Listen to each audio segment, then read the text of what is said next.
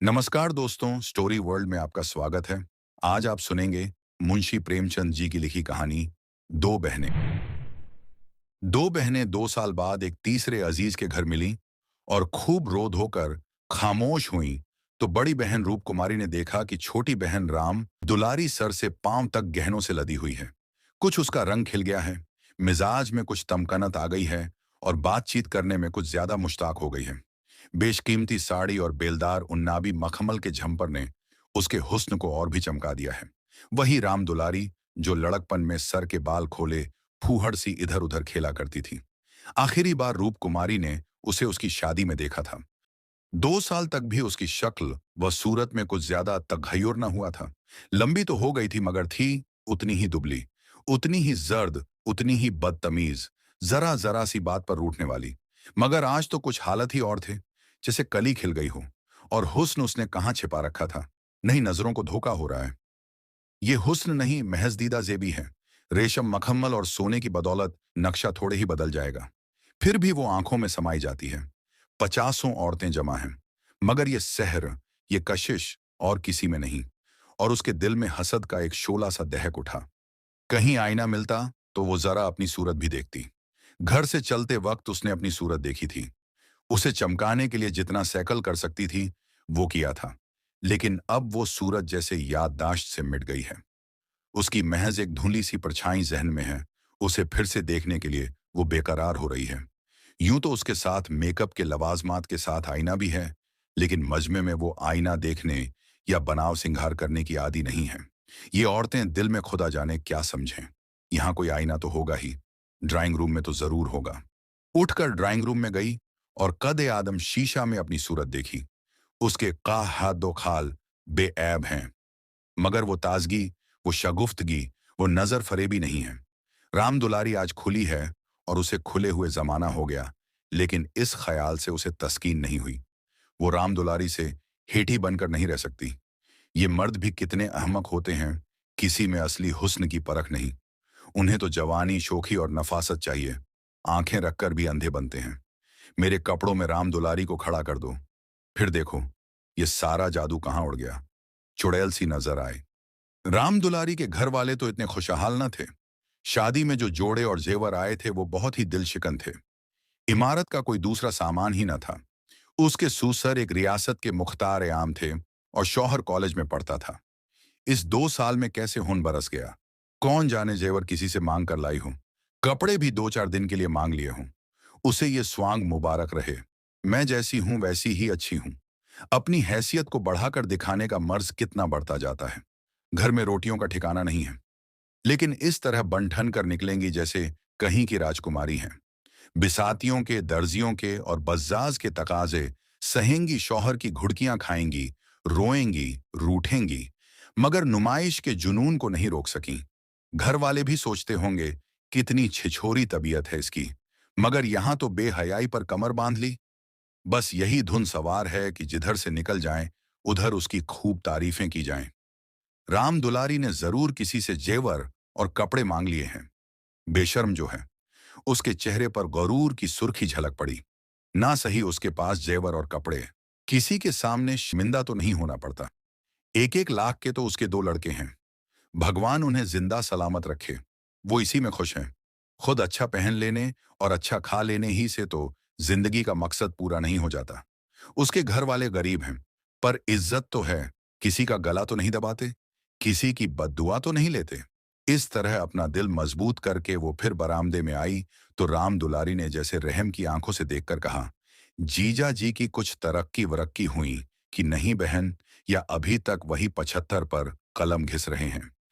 रूप कुमारी के बदन में आग सी लग गई। ओ फोहरे दिमाग, गोया उसका शौहर लाट ही तो है। अकड़ कर बोली, तरक्की क्यों नहीं हुई, अब 100 के ग्रेड में है। आजकल ये भी गशनीमत है। मैं तो अच्छे अच्छे एमए पासों को देखती हूं कि कोई टके को नहीं पूछता। तेरा शौहर अब बीए में होगा, उन्होंने तो पढ़ना छोड़ दिया है। बहन, पढ़कर औकात खराब करना था और क्या, एक कंपनी के एजेंट हो गए हैं। अब 250 रुपया माहवार कमाते हैं, कमीशन ऊपर से। 500 रुपया सफर खर्च के भी मिलते हैं।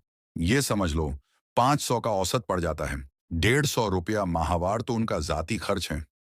बहन, ऊंचे ओहदे पर हैं तो अच्छी हैसियत भी बनाए रखनी लाजिम है। 350 रुपया बेदाग घर दे देते हैं, उसमें 100 रुपये मुझे मिलते हैं। 250 में घर का खर्च खुशहाली से चल जाता है। एमए पास करके क्या करते? रूप कुमारी उसे शेख चिल्ली की दास्तान से ज्यादा वक़्त नहीं देना चाहती थी, मगर राम दुलारी के लहजे में इतनी सदाकत है कि तहतुश शूर में उससे मुतासिर हो रही है और उसके चेहरे पर खिफ़त शिकस्त की बदमज़गी साफ झलक रही है। मगर उसे अपने होशो हवास को कायम रखना है, तो इस असर को दिल से मिटा देना पड़ेगा। उसे जिरहों से अपने दिल को यकीन करा देना पड़ेगा कि इसमें एक चौथाई से ज्यादा हकीकत नहीं है। वहां तक वो बर्दाश्त करेगी, इससे ज्यादा कैसे बर्दाश्त कर सकती है? इसके साथ ही उसके दिल में धड़कन भी है कि अगर ये रुदाद सच निकली तो वो कैसे राम दुलारी को मुंह दिखा सकेगी। उसे अंदेशा है कि कहीं उसकी आंखों से आंसू निकल पड़े।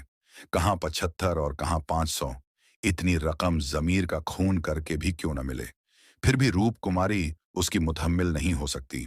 जमीर की कीमत ज्यादा से ज्यादा 100 रुपये हो सकती है, 500 किसी हालत में नहीं। उसने तमसख कहर के अंदाज से पूछा, जब एजेंटी में इतनी तनख्वाह और भत्ते मिलते हैं तो कॉलेज बंद क्यों नहीं हो जाते? हजारों लड़के क्यों अपनी जिंदगी खराब करते हैं? राम दुलारी बहन की खिफत का मजा उठाती हुई बोली, बहन तुम यहां गलती कर रही हो। एमए तो सभी पास हो सकते हैं, मगर एजेंटी करनी किसको आती है? ये खुदादाद मल्लिका है। कोई जिंदगी भर पढ़ता रहे, मगर जरूरी नहीं कि वो अच्छा एजेंट हो जाए। रुपया पैदा करना दूसरी चीज है, इल्मी अफजीलत हासिल करना दूसरी चीज है। अपने माल की खूबी का यकीन पैदा कर देना या ज़हन नशीन करा देना कि इससे अर्जां और देरपा चीज बाजार में मिल ही नहीं सकती, आसान काम नहीं है। एक से एक ग्राहकों से उनका साबिका पड़ता है। बड़े बड़े राजाओं और रईसों की तारीफ कल्ब करनी पड़ती है।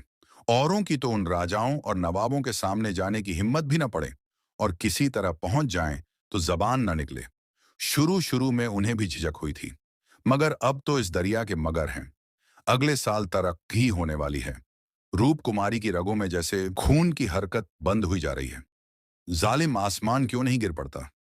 बेरहम जमीन क्यों नहीं फट जाती? ये कहाँ का इंसाफ है कि रूप कुमारी जो हसीन है, तमीजदार है, किफायत शियार है, अपने शौहर पर जान देती है, बच्चों को ये जान से अजीज समझती है, उसकी खस्ता हाली में बसर हो, और ये बदतमीज तन परवर चंचल छोकरी रानी बन जाए। मगर अब भी कुछ उम्मीद बाकी थी।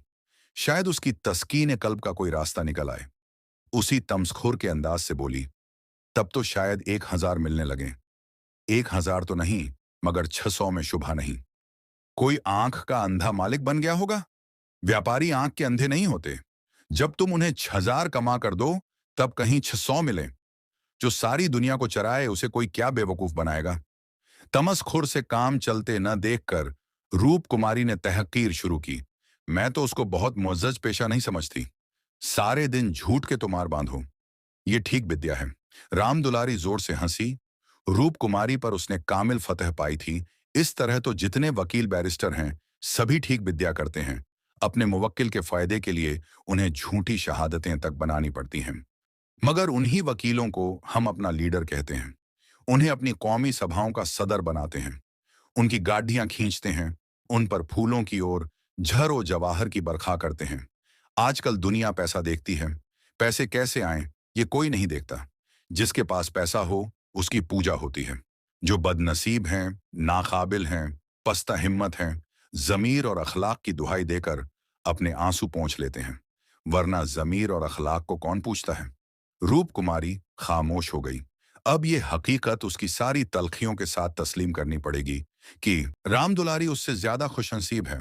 इससे मुजिर नहीं, तमस्खुर या तहकीर से वो अपनी तंग दिली के इजहार के सिवा और किसी नतीजे पर नहीं पहुंच सकती। उसे बहाने से राम दुलारी के घर जाकर असलियत की छानबीन करनी पड़ेगी। अगर राम दुलारी वाकई लक्ष्मी का वरदान पा गई है, तो वो अपनी कसमत ठोंक कर बैठ रहेगी। समझ ले कि दुनिया में कहीं इंसाफ नहीं है, कहीं ईमानदारी की कुदर नहीं है।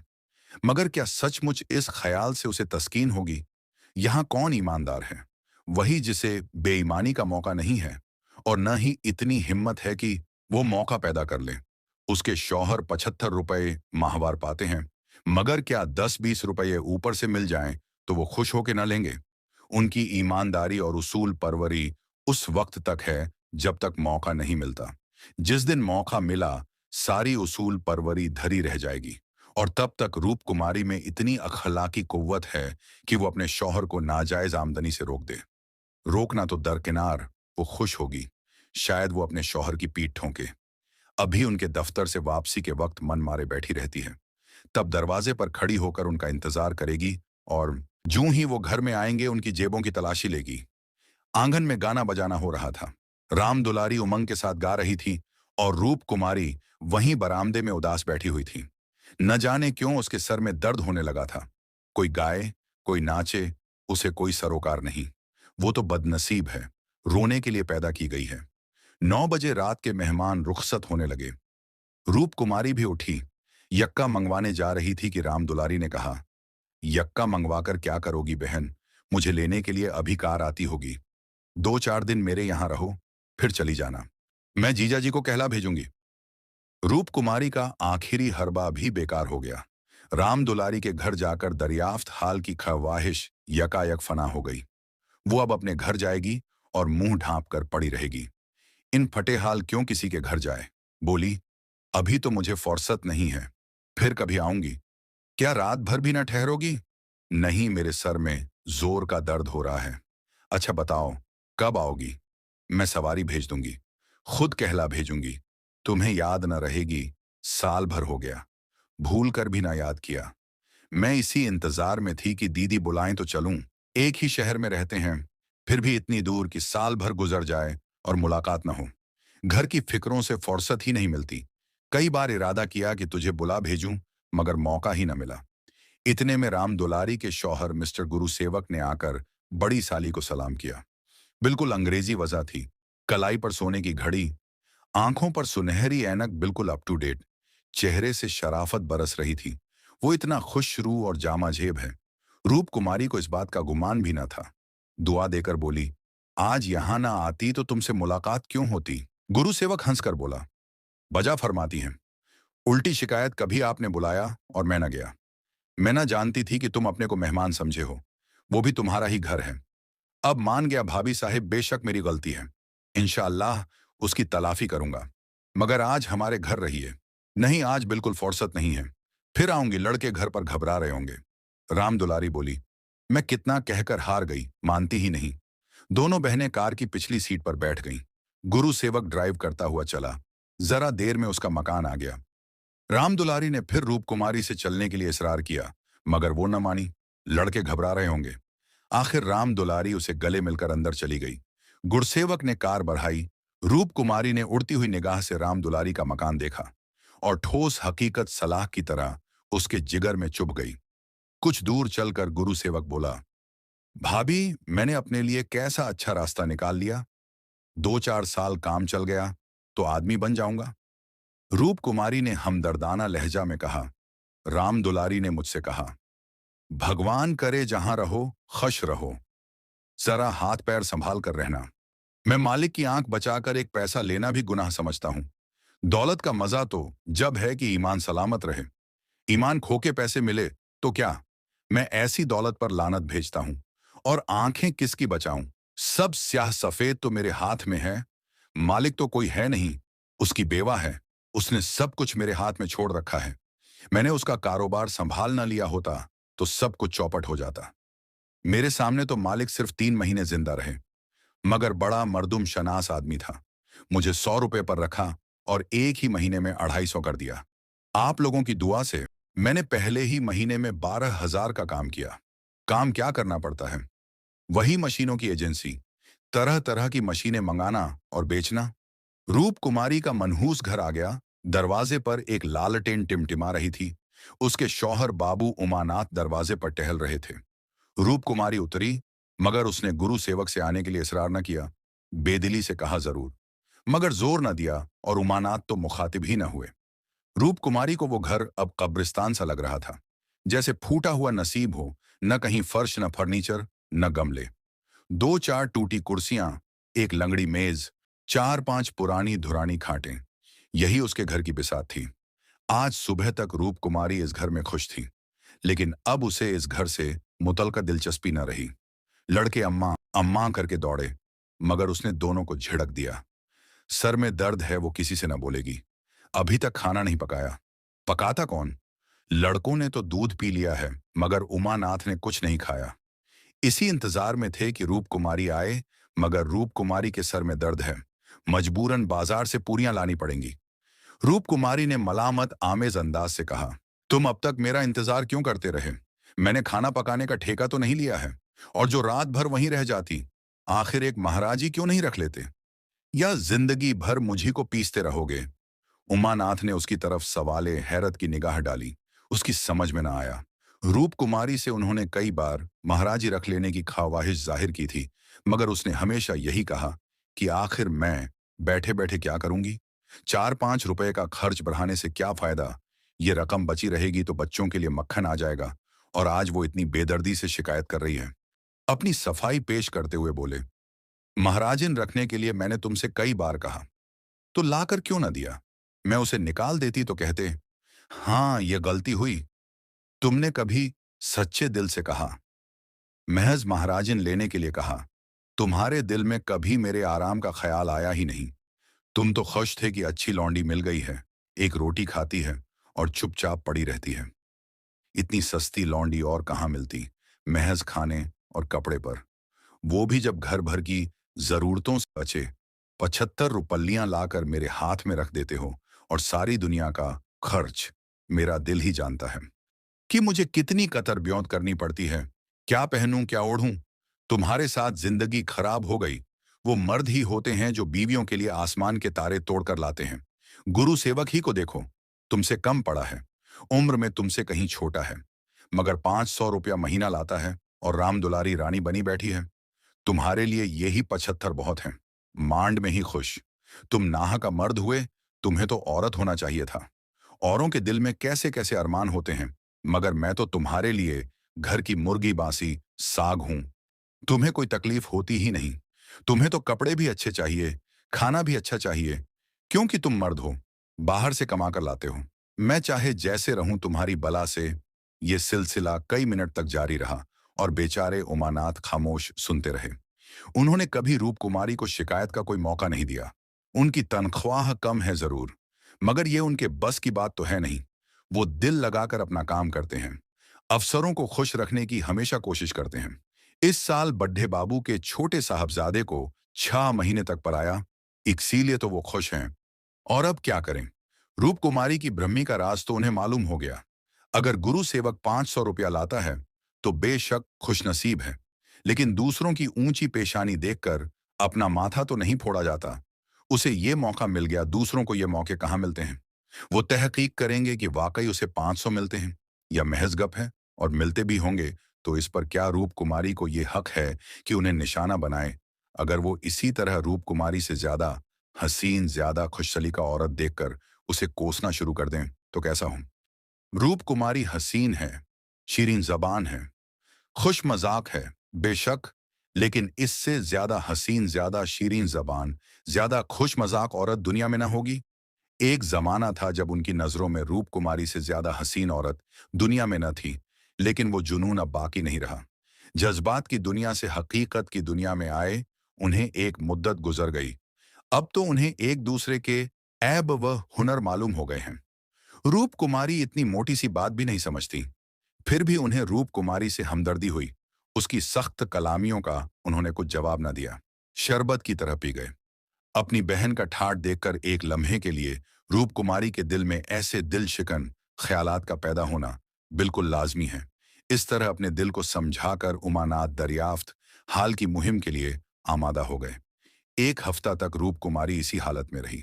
बात बात पर झुंझलाती, लड़कों को डांटती, शौहर को कोसती, अपनी तकदीर को रोती। घर का काम तो करना ही पड़ता था, वरना नई आफत आ जाती, लेकिन अब किसी काम में उसे दिलचस्पी न थी। घर की जिन पुरानी धुरानी चीजों से उसे दिली तल्लुक हो गया था, जिनकी सफाई और सजावट में वो मगन रहा करती थी, उनकी तरफ आंख उठाकर भी न देखती। घर में एक ही खिदमतगार था। उसने जब देखा कि बहू जी खुद घर की तरफ से लापरवाह हैं, तो उसे क्या गर्ज थी कि सफाई करता। दोनों बच्चे भी मां से बोलते डरते थे, और उमानाथ तो उसके साय से भी भागते थे। जो कुछ उनके सामने आ जाता जहर मारकर लेते और दफ्तर चले जाते। दफ्तर से लौटकर दोनों बच्चों को साथ लेकर और कहीं घूमने निकल जाते। रूप कुमारी से कुछ बोलते रूह ना होती थी। वहां उनकी तफ्तीश जारी थी। एक दिन उमानाथ दफ्तर से लौटे तो उनके साथ गुरु सेवक भी थे।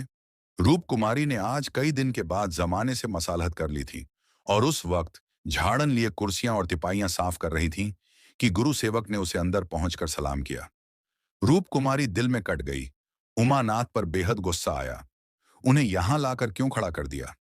न कहना न सुनना, बस बुला लाए उसे। इस हालत में देखकर गुरु सेवक ने दिल में क्या समझा होगा, मगर उन्हें अक्ल आई ही कब थी।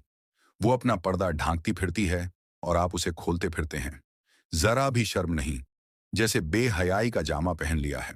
ख्वामख्वाह उसे जलील करते हैं। दुआ देकर खैरियत पूछी और कुर्सी रख दी। गुरु सेवक ने बैठते हुए कहा, आज भाई साहब ने मेरी दावत की है। मैं इनकी दावत पर तो ना आता, लेकिन इन्होंने कहा कि तुम्हारी भाभी का सख्त तकाजा है, तब वक्त निकालना पड़ा। रूप कुमारी ने बात बनाई, तुमसे उस दिन जल्दबाजी में मुलाकात हुई, देखने का जी हुआ था। गुरु सेवक ने दरो दीवार पर नजर डाली और कहा, इस पिंजरे में तो आप लोगों को बड़ी तकलीफ होती होगी। रूप कुमारी को अब मालूम हुआ कि ये कितना बदमजाक है।